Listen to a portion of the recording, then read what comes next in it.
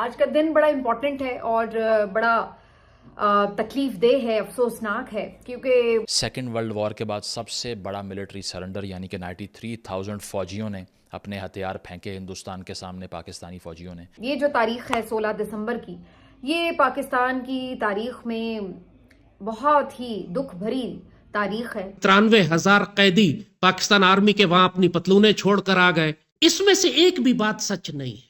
क्या बात कर रहे हैं? ये तमाम बयानियां ये भारतीय बयानियां। मगरबी पाकिस्तान बचाने के लिए जर्नैलों ने मशरकी पाकिस्तान भारत के हवाले कर दिया। ये जनरल नियाजी की अपनी आवाज है, उन्होंने बीबीसी को इंटरव्यू दिया था। वो पाकिस्तान जिसके बारे में हमें बताया गया था कि पाकिस्तान रहती दुनिया तक कायम रहने के लिए बना है, वो नारा, वो जज्बा, वो क्लेम झूठा साबित हो गया 16 दिसंबर 1971 को, और पाकिस्तान दो लख्त हो गया, जिसकी वजह से आज तक उसका जो गम है, वो दुख है, वो हमारे अंदर से निकल नहीं सका। मैं जानता हूं आपको कितनी दिक्कतें आई है। ये बुज़दिल, ये शराबी, ये कबाबी, ये मगरबी पाकिस्तान भी हारने वाले थे, इनमें तड़ नहीं थी लड़ने की। और वो नशे में धुत याया खान किसी खातून के साथ रक्सो सरूर की महफिल में होगा और उसने 13 तारीख को बोल दिया कि फेंक दो हथियार, सरेंडर करने का ऑर्डर दे दिया, और नियाजी ने बड़े मजे से जाके वहां सरेंडर कर दिया। गजब बेइज्जती है। जनरल बाजवा कहते हैं वो 90,000 फौजी नहीं थे, 40-45,000 थे और बाकी सिविलियन थे। चलें, इसमें कौन सा कोई फ़र्क पड़ता है, 45 हो या 90 हो, है तो ये अफसोस की बात ही।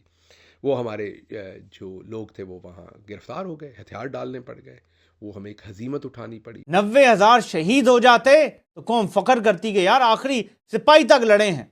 90,000 ने हथियार डाल दिए, पूरी कौम का सर शर्म से झुका दिया तुम लोगों ने। बुज़दिलो, बेशर्मो।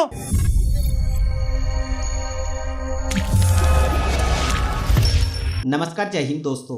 16 दिसंबर 1971 ऐसा दिन था जब भारतीय सेनाओं के सामने पाकिस्तान को बुरी तरह से हार कबूल करनी पड़ी थी। पाकिस्तानी सेनाओं के होश ठिकाने आ गए थे। आज के दिन दुश्मन सेना ने अपने 93,000 सैनिकों के साथ आत्मसमर्पण कर दिया था। ये दिन भारत के लिए यादगार दिन है। पाकिस्तान आज भी इस हार को भूल नहीं पाता। आज के दिन यानी 16 दिसंबर को विजय दिवस मनाया जाता है। 1971 के युद्ध में पाकिस्तान की हार तय हो गई थी। उस देश के सैनिक मोर्चे से भाग गए थे। ज्यादातर सैनिकों को भारतीय सेना ने घेर लिया था। इसके बाद 16 दिसंबर का ऐतिहासिक दिन आया। शाम 4:30 पर पाकिस्तान के लेफ्टिनेंट जनरल आमिर अब्दुल्ला खान नियाजी ने अपनी revolver lieutenant general Jagdish Singh Arora को सौंप दी थी। इस दौरान पाकिस्तानी जनरल की आंखों में आंसू थे। ये ऐतिहासिक समर्पण ढाका में हुआ था। ये दूसरे विश्व युद्ध के बाद सबसे बड़ा सरेंडर था। ये सरेंडर पाकिस्तान की बड़ी हार का प्रतीक माना गया है, जिसको लेकर आज भी पाकिस्तानी रो रहे हैं। तो चलिए दोस्तों, इसी पर आगे पाकिस्तानी मीडिया का रिएक्शन देखते हैं कि आज का दिन शुरू हुआ है 16 दिसंबर का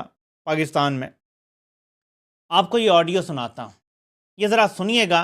जनरल नियाजी जिन्होंने हथियार डाले थे, और 40,000 कह लें या 90,000 कह लें, जितने भी सोल्जर्स थे जिनको सरेंडर करवाया था और अपनी पतलूने बांग्लादेश में उतार के आ गए थे, ये सिंबॉलिकली बड़ी जबरदस्त पिक्चर है।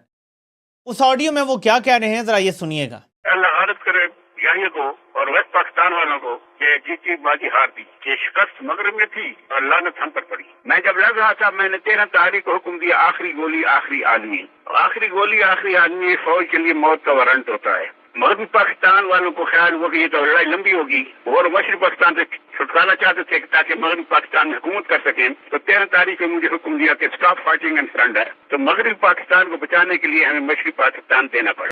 मगरबी पाकिस्तान बचाने के लिए जर्नैलों ने मशरकी पाकिस्तान भारत के हवाले कर दिया। ये जनरल नियाजी की अपनी आवाज है, उन्होंने बीबीसी को इंटरव्यू दिया था। ये जनरल A.K. नियाजी, ये उसकी अपनी असल आवाज है। वो कह रहा है कि हमने मगरबी पाकिस्तान को बचाने के लिए फिर मशरकी पाकिस्तान हिंदुस्तान को दे दिया। मतलब ये बुज़दिल, ये शराबी, ये कबाबी, ये मगरबी पाकिस्तान भी हारने वाले थे, इनमें तड़ नहीं थी लड़ने की।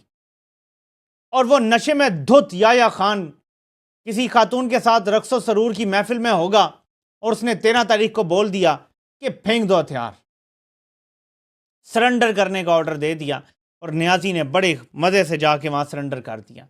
ये है हमारे जर्नैलों की टोटल बहादुरी और उनकी औकात, जो डी चौक में नियत्ते लोगों पर गोलियां चलाते हैं और कहते हैं देखो हमारा रोब है। 90,000 शहीद हो जाते तो कौम फख्र करती कि यार आखिरी सिपाही तक लड़े हैं। 90,000 ने हथियार डाल दिए, पूरी कौम का सर शर्म से झुका दिया तुम लोगों ने। बुज़दिलो, बेशर्मो, इधर आके डी चौक पे 79 लोगों पे गोलियां चला के खुद हीरो बनते हो। हम ना सिर्फ ये कि 1971 की जंग हारे, हमने इतना नुकसान किया अपनी फौज का भी, बल्कि हमारा एक सूबा कटकर हमसे अलग हो गया, एक अलग मुल्क बन गया, और इसके साथ साथ बेतहाशा मुल्क को नुकसान हुआ हर लिहाज से। तो जो फेडरेशन की एक मजबूती थी वो हिल गई, और फिर उसके बाद जो शोरशों का सिलसिला है वो आज तक भी खत्म नहीं हुआ। लेकिन क्या हमने 1971 से सीखा? क्या हमने सकूते ढाका एक अपना हिस्सा कटवा कर हमने ये सोचा कि हमने अपने बाकी वजूद को किस तरह से जोड़े रखना है? जो गलती हमने उधर की वो हमने यहाँ नहीं करनी। हमने ऐसा कुछ नहीं सोचा। हम आज भी उसी तरीके से रूल करना चाहते हैं। हम आज भी दीगर सूबों के हुकूक उनको देने के लिए तैयार नजर नहीं आते। हम आज भी बहुत से लोगों को जो मुहिब्बे वतन पाकिस्तानी हैं ये साबित करने पर तुले हुए हैं कि वो मुहिब्बे वतन नहीं हैं, वो गद्दार हैं, वो दुश्मन हैं। हम आज भी ये समझते हैं कि कोई फर्द, कोई इदारा, कोई एक हुकूमत, कोई एक जमात ये तय करेगी कि जनाब कौन मुहिब्बे वतन है और कौन नहीं, और वो सर्टिफिकेट जारी करेगी आपकी हुब्बुल वतनी के। तो हम आज भी उधर ही खड़े हैं।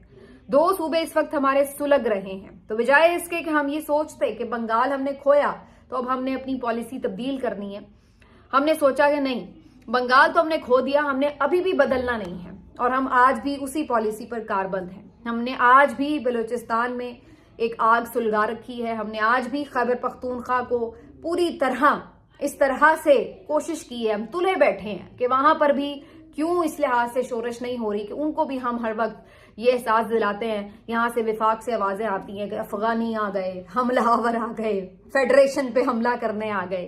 तो ये सब आवाजें हमें आज भी सुनाई दे रही हैं। क्यों आज इस्लामाबाद में पख्तूनों का रहना मुश्किल हुआ है? ये बातें आपको लगता है कि ये आपकी फेडरेशन को मजबूत कर रही हैं? ये वही गलतियां हैं जो हम उस वक्त दोहराते थे और आज भी हम दोहराए चले जा रहे हैं। जनरल बाजवा कहते हैं वो 90,000 फौजी नहीं थे, 40-45,000 थे और बाकी सिविलियन थे। चलें, इसमें कौन सा कोई फ़र्क पड़ता है, 45 हो या 90 हो, है तो ये अफसोस की बात ही। वो हमारे जो लोग थे वो वहाँ गिरफ्तार हो गए, हथियार डालने पड़ गए, वो हमें एक हजीमत उठानी पड़ी। वो जो हमने कहा था रहती दुनिया तक मुल्क ने रहना है, वो भी टूट गया। मुल्क 2 टुकड़े हो गया। कायदे आज़म का पाकिस्तान 16 दिसंबर 1971 को तोड़ दिया गया, और तोड़ा गया अपनी हमाकतों की वजह से।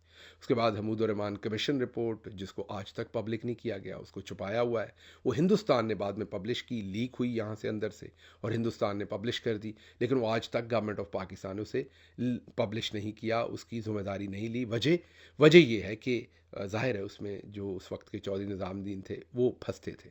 तो ये है, मुझे पता है आप कई दफ़ा पहले भी ये तारीख सुन चुके हैं, लेकिन रिपीट करनी चाहिए हमें। जो हमारी हमाकतें हैं वो